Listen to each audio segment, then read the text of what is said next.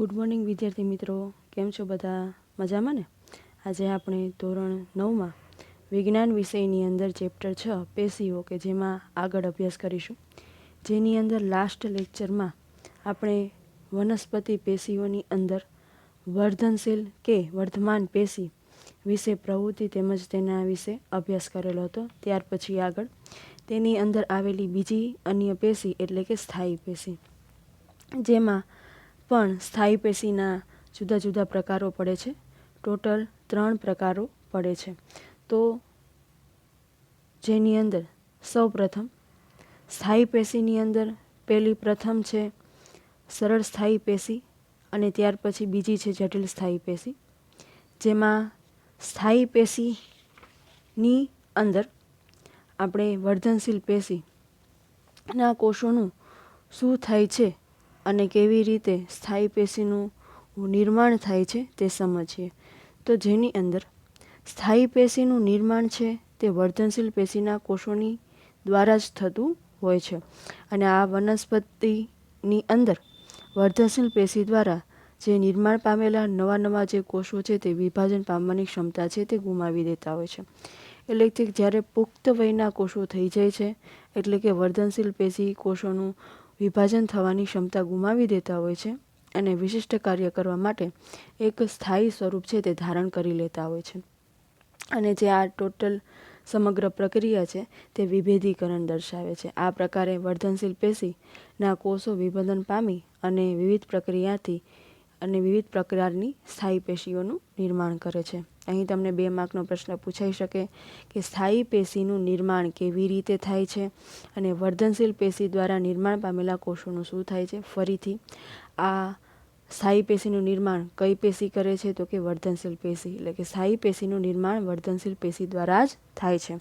અને જ્યારે કોષો પુખ્ત થઈ જાય છે એટલે કે વર્ધનશીલ પેશી દ્વારા નિર્માણ પામેલા કોષો વિભાજન પામવાની ક્ષમતા ગુમાવી દેતા હોય છે અને પ્રક્રિયાના અંતે તે સ્થાયી સ્વરૂપ ધારણ કરી લેતા હોય છે અને તેનું આ પ્રક્રિયા છે તે વિભેદીકરણ દર્શાવે છે. તો આ પ્રકારે વર્ધનશીલ પેશીના કોષો વિભેદનકરણ પામી અને વિવિધ પ્રકારની આવી વિવિધ પ્રક્રિયાથી સ્થાયી પેશીનું નિર્માણ કરે છે. તો અહીં સ્થાયી પેશીના અંદર તેના 2 પ્રકાર, સરળ સ્થાયી પેશી તેમજ જટિલ સ્થાયી પેશી. જેમાં સરળ સ્થાયી પેશીના અન્ય બીજા 3 પ્રકાર પડે છે. કયા 3 પ્રકાર? તો કે સૌ પ્રથમ આવશે મૃદુતક પેશી, ત્યાર પછી સ્થૂળકોણક પેશી અને ત્યાર પછી દઢોતક પેશી.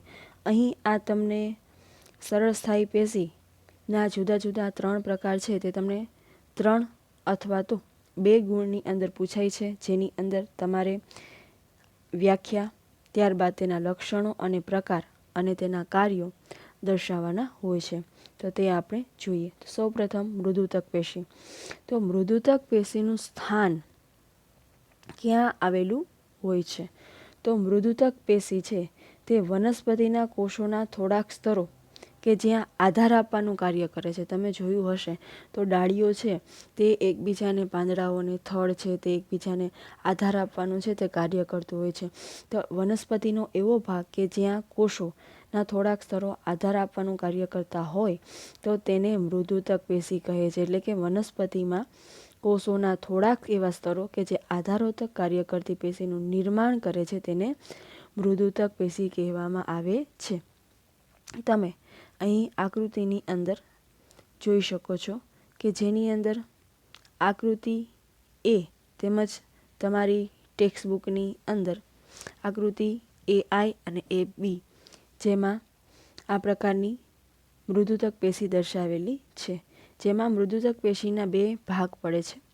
જેમાં સૌપ્રથમ અનુપ્રસ્થ છેદ અને આયામ છેદ છે તે તમને ટેક્સ્ટબુકની અંદર આકૃતિમાં દર્શાવેલો છે. તો ત્યાર પછી તેના લક્ષણો જોઈએ. તો કે કેવા લક્ષણો? આપણે આગળ જોયું તો કે વનસ્પતિના મોટા ભાગના કોષો છે તે મૃત હોય છે, પરંતુ અહીં મૃદુતક પેશી છે તે જીવંત કોષો ધરાવે છે. અને મૃદુતક પેશી છે કે જે પાતળી કોષ દિવાલની સરળ સ્થાયી કોષોની બનેલી હોય છે. યાદ કરો વિદ્યાર્થી મિત્રો કે વર્ધનશીલ પેશી છે તેની કોષ દિવાલ એ શાની બનેલી હોય છે? તો કે સેલ્યુલોઝ યુક્ત. વર્ધનશીલ પેશીની અંદર જે કોષો સેલ્યુલસ યુક્ત પાતળી કોષ દિવાલના બનેલા હોય છે, જ્યારે મૃદુતક પેશી છે આ પ્રકારની કોષ દિવાલ છે તે પાતળી અને સરળ કોષોની કોષ દિવાલવાળા ધરાવતા હોય છે. ત્યાર પછી આ પ્રકારના જે મૃદુતક પેશીના કોષો સામાન્ય રીતે શિથિલ ગોઠવણી હોવાથી તેના કોષો વચ્ચે આંતરકોષીય અવકાશ જોવા મળે છે. તમે અહીં જોઈ શકો છો આકૃતિની અંદર. અહીં આકૃતિ એ છે કે જે અનુપ્રસ્થ છેદ છે મૃદુતક પેશીનો અને જેમાં વચ્ચે આંતરકોષીય અવકાશ ધરાવે છે. ત્યાર પછી આ કોષોના કોષ રસમાં મોટી મોટી રસધાનીઓ પણ હોય છે અને ત્યાર પછી કોષો છે તે અનુપ્રસ્થ છેદમાં ગોળાકાર હોય છે, જ્યારે આયામ છેદની અંદર લંબચોરસ હોય છે.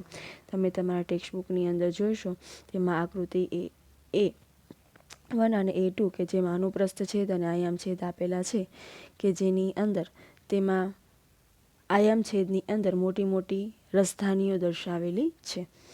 ત્યાર પછી મૃદુતક પેશીના બે પ્રકાર.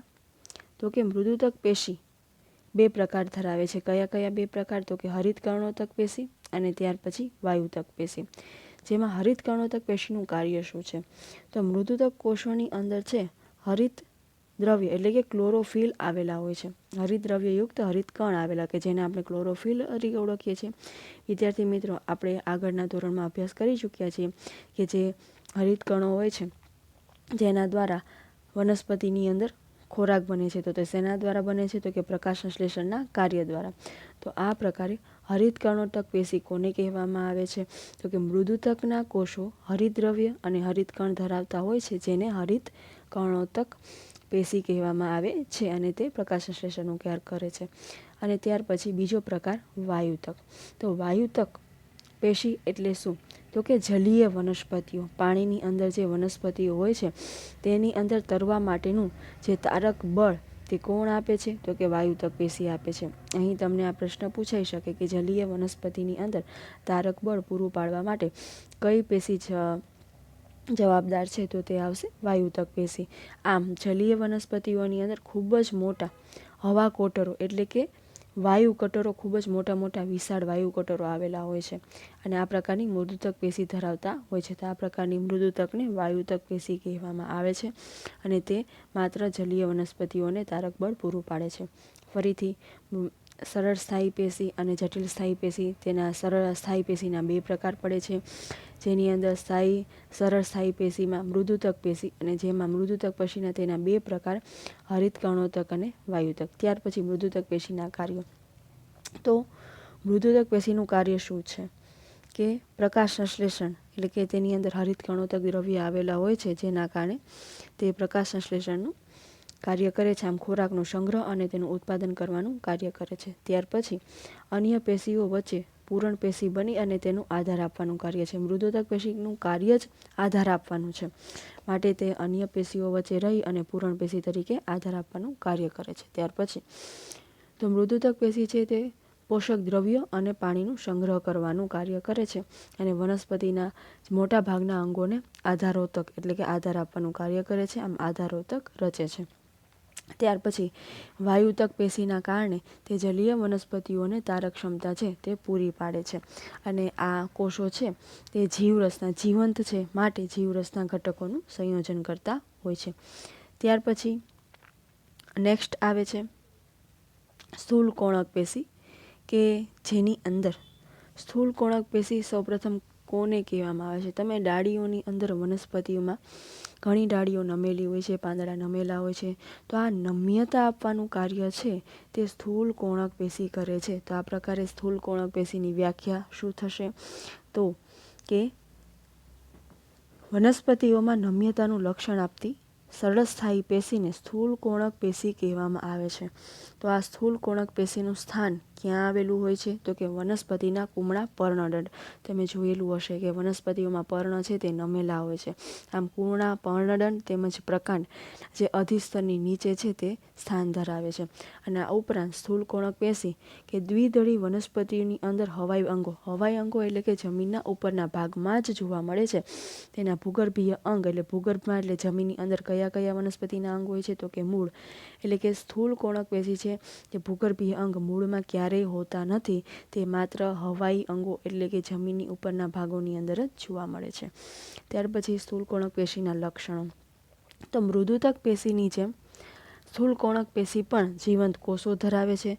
ત્યારબાદ લાંબા અને કોણીય ખૂણા ભાગ બાજુ અનિયમિત રીતે મોટા હોય છે. તમે અહીં આકૃતિ બીમાં જોઈ શકો છો. તમારી ટેક્સ્ટબુકની અંદર B1 અને B2 કરીને આકૃતિ છે કે જેની અંદર B1 આકૃતિની અંદર કોષ દિવાલનું સ્થૂલન કે જેમાં કોષ કેન્દ્ર અને રસધાની તેમજ કોષ દિવાલ તમે અહીં જોઈ શકો છો. અને આ પ્રકારે તેના લક્ષણોની અંદર તે ખૂબ જ જીવંત, લાંબા અને કોણીય બાજુ અનિયમિત. તમે જુઓ છો અહીંયા અનિયમિત રીતે કોણીય બાજુ છે તે મોટા હોય છે.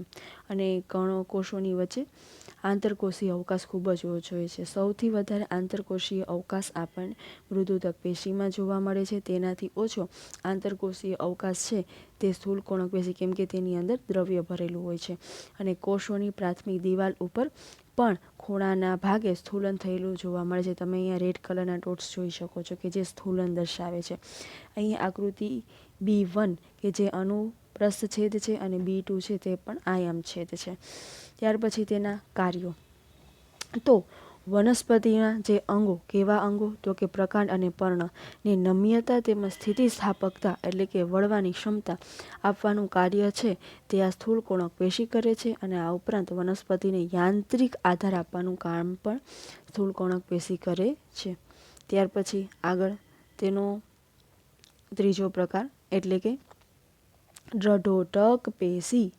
તો જેવી રીતે આપણે વાત કરી કે વનસ્પતિઓમાં મોટા ભાગના ભાગો મૃત હોય છે જ્યારે અમુક ભાગો જીવંત હોય છે, તો અહીં સરળ સ્થાયી પેશીનો ત્રીજો પ્રકાર એટલે કે દૃઢોટક પેશી. તો દૃઢોટક પેશી છે તે મૃત કોષોની બનેલી હોય છે. એટલે કે તેની વ્યાખ્યા આ મુજબ થશે તો કે મૃત કોષો ધરાવતી સરળ સ્થાયી પેશીને દૃઢોટક પેશી કહેવામાં આવે છે. તો અહીં દૃઢોટક પેશીનું સ્થાન કઈ જગ્યાએ હોય છે તો કે પ્રકાંડમાં. તમે અહીં આકૃતિમાં જોઈ શકો છો C1 અને C2 કે જે દૃઢોટક પેશી દર્શાવેલી છે. તો અહીં તેનું સ્થાન પ્રકાંડમાં, ત્યારબાદ વાહિપુલની નજીક અને પર્ણોની શિરાઓમાં, આ ઉપરાંત બીજ અને ફળોની કઠણ છાલની અંદર આ પ્રકારની દૃઢોટક પેશીને જોવા મળશે. આપણે એક એક્ઝામ્પલ લઈએ તો તમે નાળિયેરની છાલ જોઈ છે ને, તો કે નાળિયેરની છાલ છે તે અત્યંત રેસાયુક્ત હોય છે. તો આ નાળિયેરની રેસાયુક્ત છાલ છે તે દૃઢોટક પેશીની બનેલી હોય છે. અહીં તમને MCQ સ્વરૂપે અથવા તો ખાલી જગ્યા સ્વરૂપે પૂછાઈ શકે કે નાળિયેરની રેસાયુક્ત છાલ તે કયા પેશીની બનેલી હોય છે તો કે દૃઢોટક પેશીની બનેલી હોય છે. ત્યાર પછી દૃઢોટક પેશીના લક્ષણો તેમજ તેની રચના. તો કે તેના લક્ષણો તો કે આ કોષો ખૂબ જ લાંબા, તમે આકૃતિ C2માં જોઈ શકો છો, તે ખૂબ જ લાંબા અને સાંકડા હોય છે. અને તેને કોષોની કોષ દિવાલ ઉપર લિગ્નિનનું સ્થૂલન એટલે કે જમાવટ જોવા મળે છે. જેમ આપણે આકૃતિમાં અંદર B1માં જોયું હતું કે તેમાં કોષ દિવાલની વચ્ચે સ્થૂલન જોવા મળે છે, તેવી જ રીતે દૃઢોટક પેશીની અંદર પણ લિગ્નિન યુક્ત એટલે કે લિગ્નિનનું સ્થૂલન જોવા મળે છે. અને આ દૃઢોટક પેશીની કોષ દિવાલ ખૂબ જ અત્યંત જાડી હોય છે અને તેની અંદર જાડી હોવાના કારણે તેમાં કોઈ પણ જાતનું આંતરકોષીય અવકાશ હોતો નથી, કેમ કે તેમાં લિગ્નિનનું સ્થૂલન છે. અને આ કોષો જીવન છે કે મૃત છે વિદ્યાર્થી મિત્રો? તો તમે જાણો છો કે દૃઢોટક પેશી છે તેના કોષો મૃત જ હોય છે. આપણે એક્ઝામ્પલ જોયું હતું કે નાળિયેરની રેસાયુક્ત છાલ. ત્યાર પછી દૃઢોટક પેશીનું કાર્ય તો કે વનસ્પતિના એવા ભાગો કે જેની અંદર તે દૃઢતા અને મજબૂતાઈ આપવાનું કાર્ય છે તે દૃઢોટક પેશી કરે છે. તો આ પ્રકારે સ્થાયી પેશીના બે પ્રકાર, સરળ સ્થાયી પેશી અને જટિલ સ્થાયી પેશી. જેમાં સરળ સ્થાયી પેશીના તેના 3 પ્રકાર પડે છે: મૃદુતક પેશી અને સ્થૂળકોણક પેશી અને દૃઢોટક પેશી. જેમાં મૃદુતક પેશીના અન્ય 2 પ્રકાર હરિતકણોતક પેશી અને વાયુતક પેશી. આ તમે ચાર્ટ સ્વરૂપે તમારા ફેરબુકની અંદર પણ દોરી તેના નામ, પેશીઓના નામ અને તેની નીચે તેના પ્રકાર અને તેના મુખ્ય પ્રકારોની અંદર તેના અન્ય પ્રકારનો ચાર્ટ બનાવી અને તમે સરળતાથી યાદ રાખી શકો છો. Thank you. નેક્સ્ટ લેક્ચરમાં આપણે આગળ અભ્યાસ કરીશું. અહીં તમને જો કોઈ પ્રશ્ન ઉદ્ભવે તો તે તમે કોમેન્ટ બોક્સની અંદર જણાવી શકો છો. Thank you.